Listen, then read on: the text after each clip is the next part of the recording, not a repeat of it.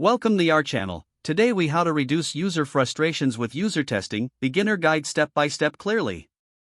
In this guide, we will explore how to reduce user frustrations using user testing.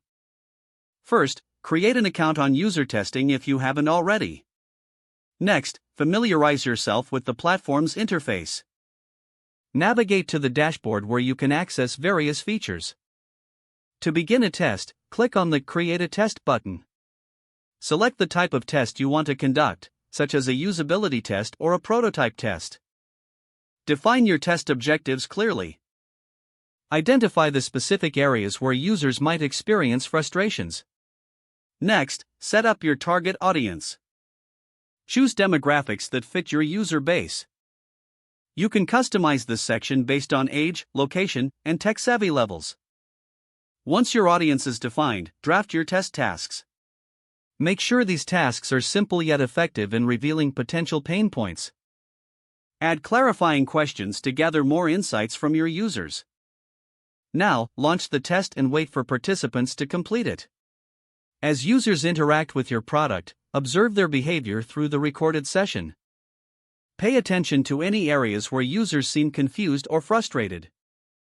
Take notes on their verbal feedback as they navigate your product.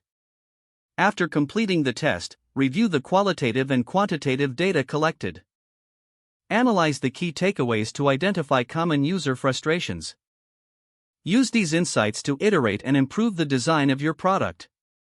Test again after making adjustments to ensure user frustrations have decreased.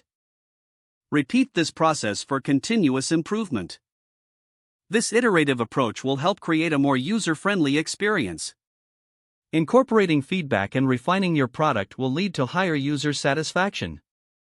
By effectively using user testing, you can significantly reduce user frustrations.